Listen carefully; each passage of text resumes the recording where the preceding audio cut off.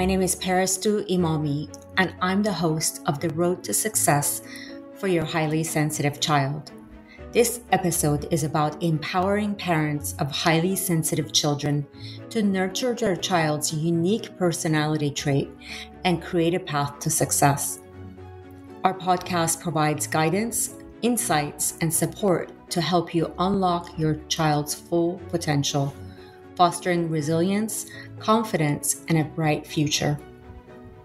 If you're new to my podcast, please go back and listen to episodes 1 and 2 because they provide information on high sensitivity that all subsequent episodes will build upon. If you skip these episodes, you won't get as much out of this and all subsequent episodes. To book a private coaching session with me, please visit my website at parentinghsc.com. If you're looking for a talented portrait photographer, I highly recommend Laurie Bishop of Become Studios. Check her website out at becomebeseen.com. becomebeseen.com. Today's episode is a bit different, but I think it's one you'll find truly fascinating. We're stepping away from our usual focus on parenting highly sensitive children to explore something just as profound: high sensitivity in animals. Yes, you heard that right. Our furry, feathered, and even aquatic friends can also exhibit traits of high sensitivity. We often think of highly sensitive individuals in terms of human traits, but there's a growing body of research suggesting that certain animals share similar characteristics, and that's what we're diving into today.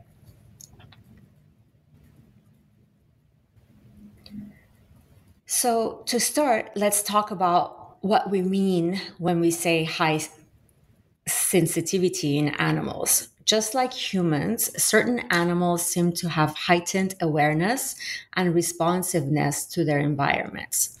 Scientists have started to look more closely at how animals exhibit something akin to human high sensitivity. A key concept here is what researchers call environmental sensitivity. This refers to the way some animals are more attuned to changes in their surroundings, more sensitive to stimuli like sounds, sights, and smells, and more prone to stress or anxiety in certain situations. It's important to note that this sensitivity is often adaptive and beneficial for survival. For example, highly sensitive animals may be better at detecting predators, avoiding danger, or finding food. It's all about balance. Being more alert and cautious can sometimes make a difference between life and death in the wild. So, while in humans we might think of sensitivity as leading to overstimulation, in animals it often serves a very practical and crucial role.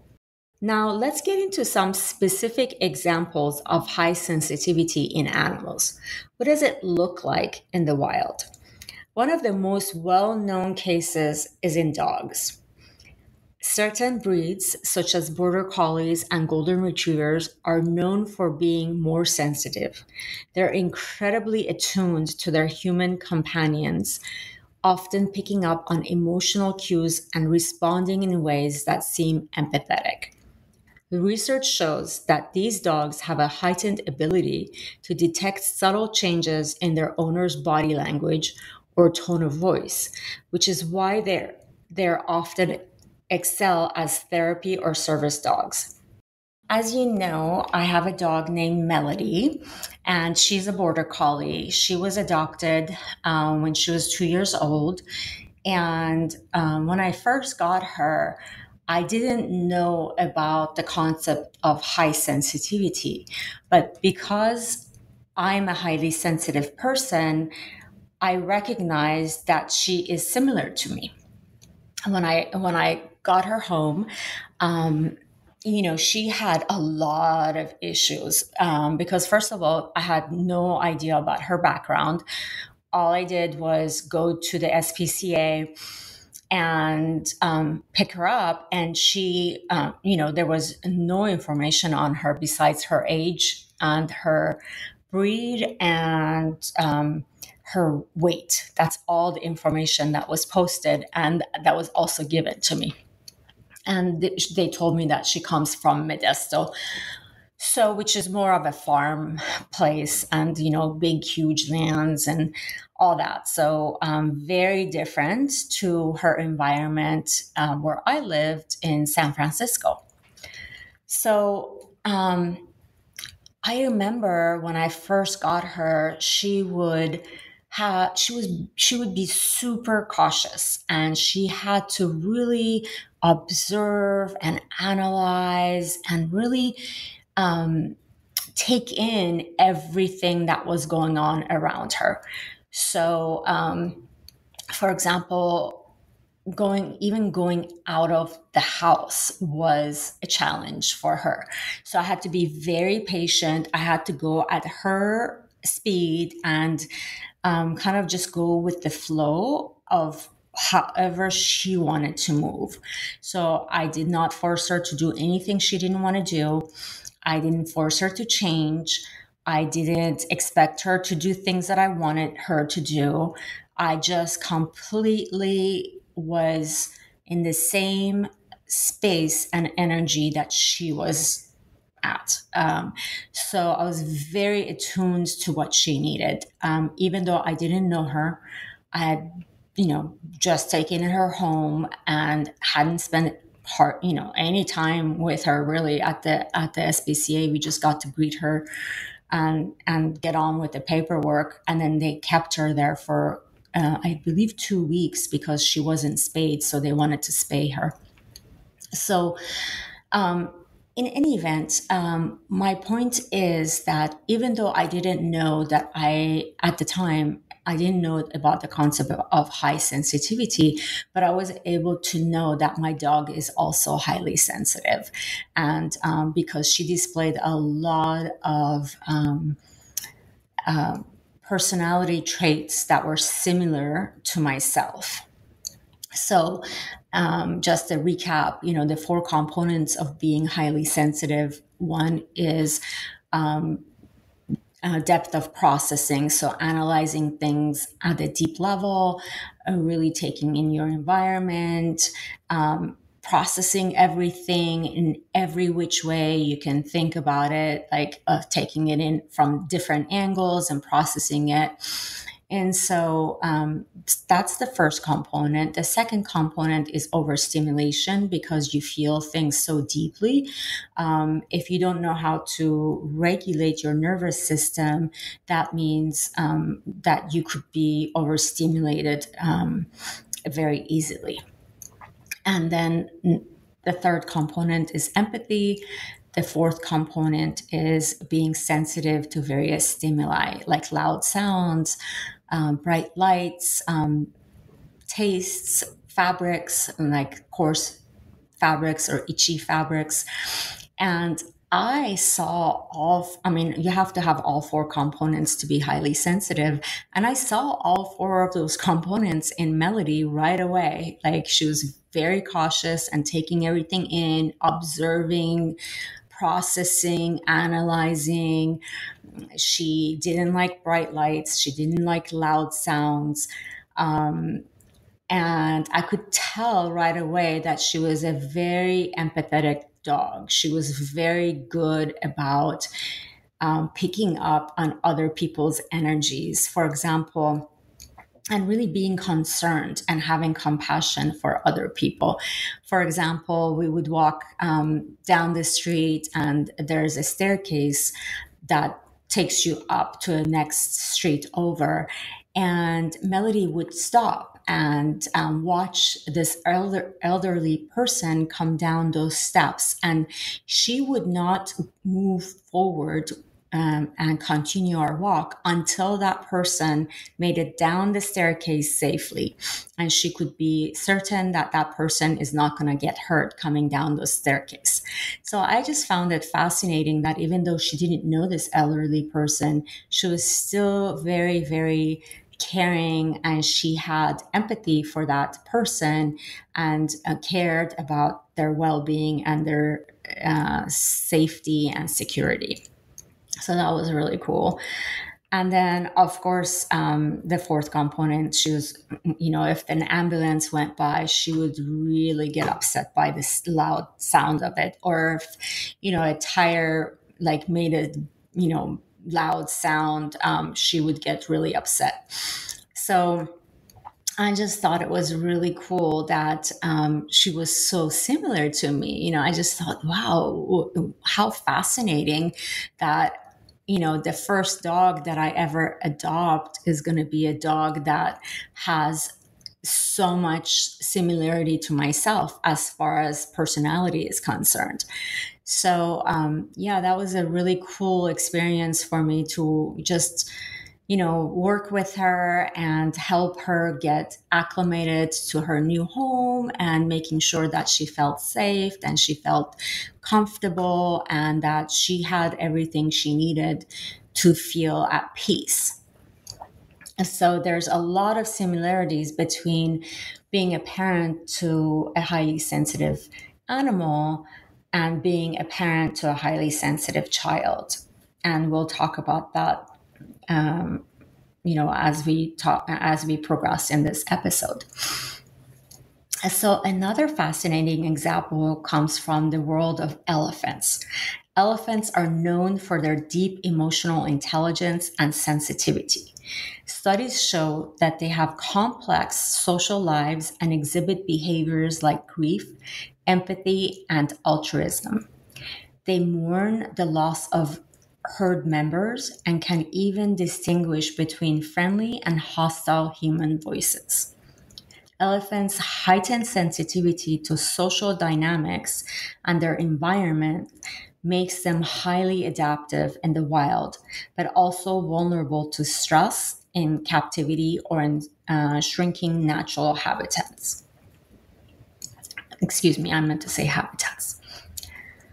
So we also see this trait in marine animals like dolphins. Dolphins are one of my favorite animals. I love them so much. I feel like they're so smart and they're so friendly, and they make you smile and laugh and just have so much joy when you see them, especially, when they're playing with you and they're active, jumping out of the water. And oh my God, they're such amazing animals. Dolphins are incredibly social and have sophisticated communication systems. They're not only sensitive to each other's emotions, but also to changes in their environment. They've been observed comforting distressed peers and showing awareness of human emotions, often forming bonds with humans in extraordinary ways. In captivity, however, their sensitivity can become a disadvantage as they struggle with overstimulation and lack of freedom. And this is really important. My friend and I decided to go to Mexico on Valentine's Day because neither one of us were in a relationship at the time. And my friend really wanted to go and swim with the dolphins. And this is 25 plus years ago. And at that time, I was not very informed. I was very young. I wasn't very informed about dolphins and, what happens if they're in a captivated environment, such as, like being at that time. I don't know how it is today, but at that time, these dolphins were in a pool. And so we would go and swim with them. Of course, the pool was humongous, but still, there are all these people and these poor dolphins. And now, of course, that I know better, when I think back that I did that excursion, I feel so badly because obviously dolphins that are captivated, it's not a good environment for them. So it's very, I don't know, in my opinion, it's a very inhuman inhumane way of handling an animal, especially my favorite animal. Um, just kidding. But seriously, in all seriousness, any animal in captivation is really, it's just sad. So anyway, but dolphins in particular, because they tend to be on the sensitive side, and they're very, very aware of, um, you know, the energies around them, and they're very empathetic animals. So yeah, for them it's even worse. So of course now, if I'm wanted to swim with the dolphins, um, I will go and swim in the ocean that I know. People talk about that. They've had a lot of sightings of dolphins, and that has happened to me. By the way, I went swimming in San Diego, not knowing, that you can see dolphins there.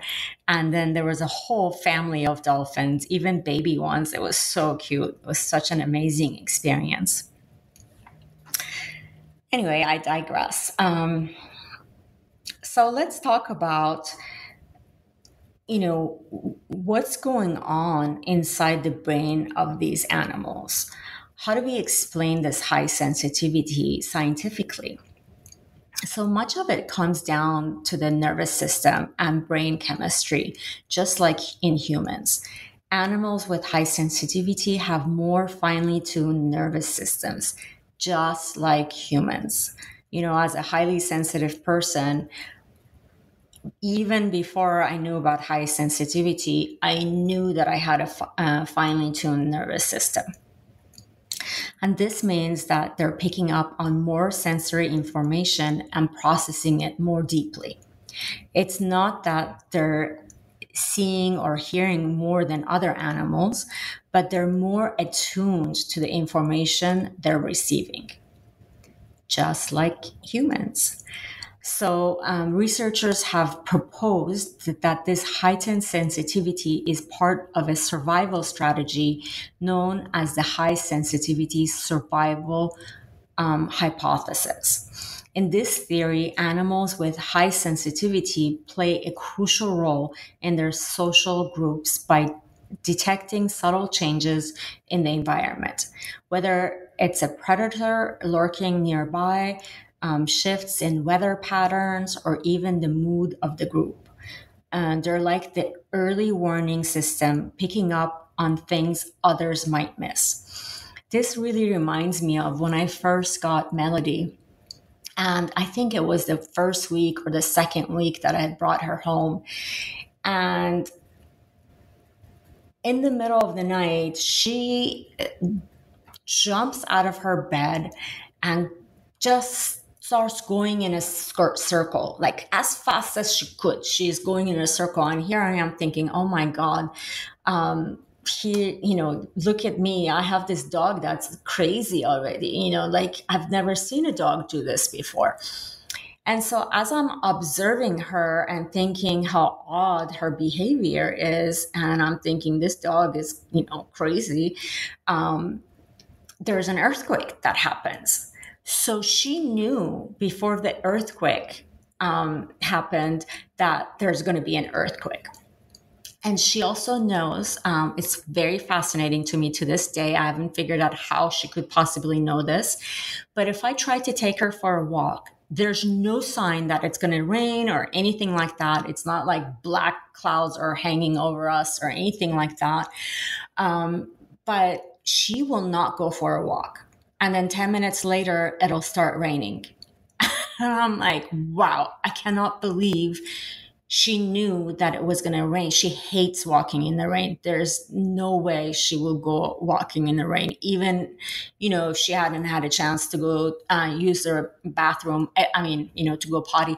She does not care. She will just hold herself, even if it means holding herself for 12 hours. She will do it because she hates going in the rain.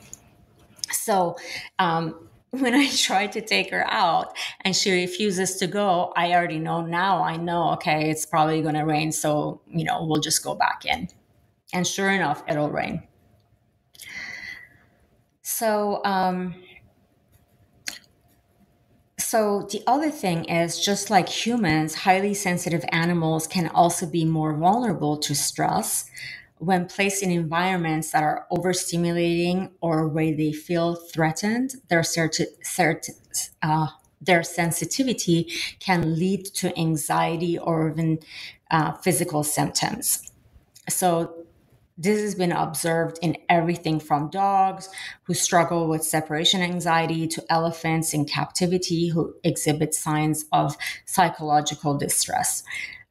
Just like in kids or in humans, it's very important that animals feel safe and they are in an environment that feels where they feel not just safe, but they feel comfortable and that they feel at peace. So,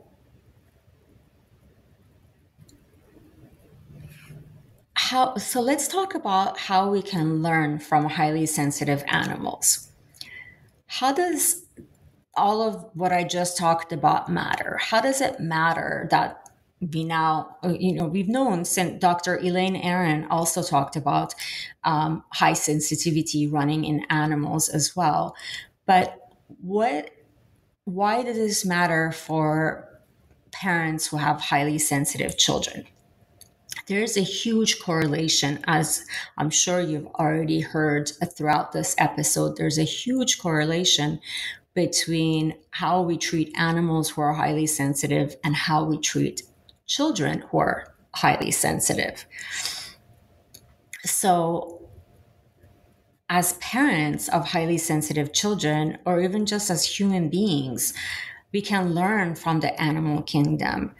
First, it shows us that sensitivity is not a flaw.